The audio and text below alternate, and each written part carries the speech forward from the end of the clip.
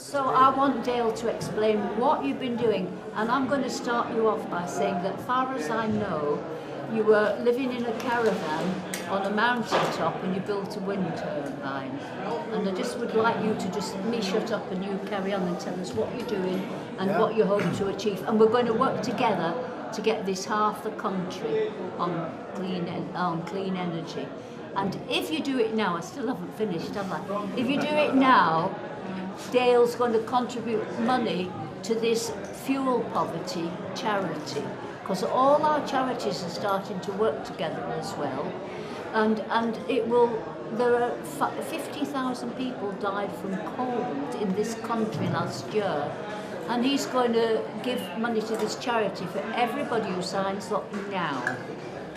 Right, so I'm afraid I've got one more thing to say, which is that our government gives £30 billion every year to the fossil fuel companies.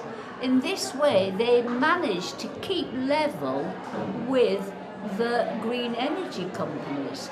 If you didn't have the green energy companies, we'd be paying a fortune. But now they're trying to stay in competition with the green energy companies. And that's where Dale is. And so let's go for the green energy, get rid of the rest, and get cheaper and cheaper. Meanwhile, it's the same price.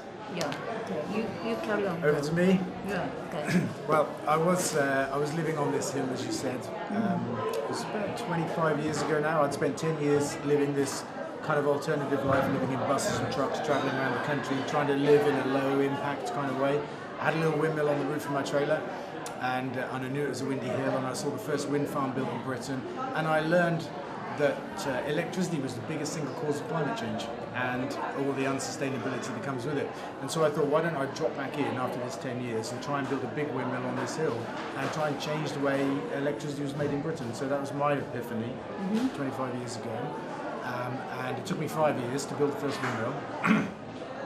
And then, just as I was about to build it, I realised that to build more windmills, I needed to get a fair price for the power, and I needed to cut out the big energy companies and become an energy company. So I formed Ecotricity in 1996, and that was the beginning of it all. And now we supply 200,000 people. We operate a model that we call bills into mills. So we take people's energy bills and we harness them to build windmills and sun mills and tide mills and that kind of stuff. And it's very much about people power, because the more people that join us, the more we can do. And we're saying to everybody has an energy bill, but you get to choose what happens with it, what the outcome is. Either it can be spent on fossil fuels, polluting the planet, lining the pockets of multinationals and friends of Donald Trump and people like that, or you can choose to have it spent with companies like us that will spend it building green sources of power. And Britain is blessed with enough renewable energy to power the whole country, more than 100%. We can power ourselves. We don't need to buy fossil fuels from Saudi Arabia or anywhere else, from Russia.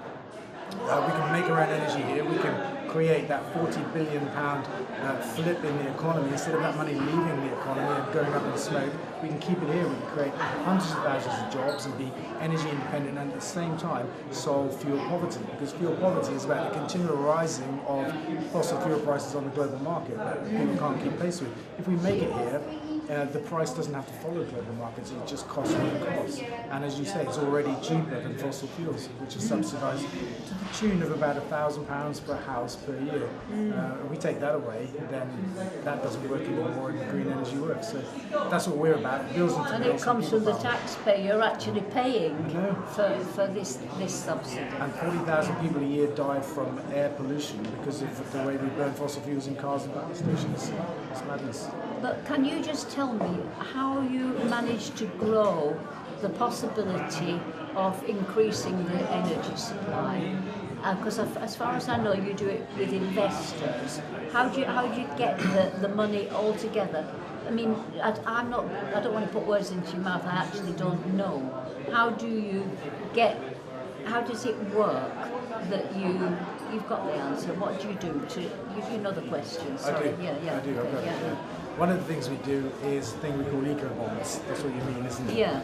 And so it was about 5-6 years ago, we decided that we would cut out a different middleman. Instead of an energy company, we'd cut out the banks. At the time, they were lending us money for about 7%, and they were paying savers about 2%. And they were lending us that money at 7% and paying those guys 2%. And we said, there's no need to do that. Why don't you give us your money? We'll give you the 7%. I haven't followed you. Oh. I haven't followed you. Has everybody else followed him? Yeah, okay, maybe because I'm very thick about these things. It's no, really. We call it eco bond, and we're saying what we said to people at the time was, don't give your money to a bank and they'll give you 2%, but they will lend it to us for 7%. All right. You say you give it to us and we'll give you the 7%. Yeah. So cut yeah, the got banks. that. That's simple, that's what isn't we it? Yeah, so that brought a bit of people power to the financial world as well. Yeah, but I mean, how much do people invest? What's the smallest amount that somebody can invest? £500. Really? Because that is incredible. That's amazing. That means that people of this country can control what they get for their money. That's really amazing. It's not the banks that are controlling it so that they can rip everybody off and give nobody anything. It's that we get the people who can afford to invest in it. It's not impossible for a lot of people to invest 500 quid. And I mean, I just think I don't want to spend too much time, but what I see is that what you're aiming for is people power, that we own, in fact, the whole energy system, that somehow, and how do you spread that so that eventually everybody owns the energy system and it's not just some people getting ripped off to give it to a few people? How do you do that? I think it's the great thing about renewable energy that it works at kind of a people scale. So you can put solar panels on your roof, you can have a little windmill, you can make your own energy for the first time. You can't do that with a coal. Well, that's difficult for people. Some people. If we're not telling people to put something on the roof, they can. But the quick way to get everything happening is to switch to you, to switch to ecotricity. So how do you get that eventually everybody in the country somehow owns everything? Is there a way, rather than it belongs to a few people? This is what we're talking about, that we somehow own our own energy supply system. Well, we used to. Yeah. Before it was privatised. This is it, yeah. So we could nationalise the energy industry again, which I think would be a great thing to do, because I think it's such an important thing, energy, in our lives, that it shouldn't be owned by multinational companies that compete with each other and take a short-term view and rip everybody off, basically. We need to take a long-term view in the way that we did before. After the Second World War, we built the national grid, we built power stations, we built a fantastic system. And Margaret Thatcher came along and just sold it off cheap. Yeah. And now, you know, we've got, out of the 6 big power companies, 4 of them are foreign-owned, and you know they're only interested in shareholders. They're not interested in the public, in the people of our country. So it's a wrong model. It comes back to your point earlier about how business is wrecking the world. Yeah. Capitalism is the problem. Yeah. It's a machine that's designed to create poverty and siphon it off for the taxpayer. You have to think of our economic system like a machine. The enemy's the machine. It's not, as I said, Donald Trump, and it's not Theresa May. They operate the machine, it's true, but it's the system. They're operating the wrong system, and they don't know any other way to do it. But can I just sum up what I think you're saying? I think you're saying that we're building this company by private people switching to green energy. Then, of course, we get a bit of profit and we can spend it on extending this supply. But we're also, in order to go more quickly, we're issuing bonds to people as small as £500, and that these bonds, after 10 years, they're making profit. And then if they want, if they want, they can have that back. You'll give them the money back. You give them the 500 quid back. After 5 years. Yeah. Meanwhile, you'll have extended your supply more, and so that's how you keep on going. And at the end of it, you seem to be saying that when we do get to the point where we've given the whole country this green energy, if we've got a responsible government, we can hand that whole system. Maybe you still help to run it, because we're going to go quick. But maybe then that belongs to everybody in the country, and the government runs it for them. Because that's what our financial system used to be. It used to be that the government worked in the interest of people.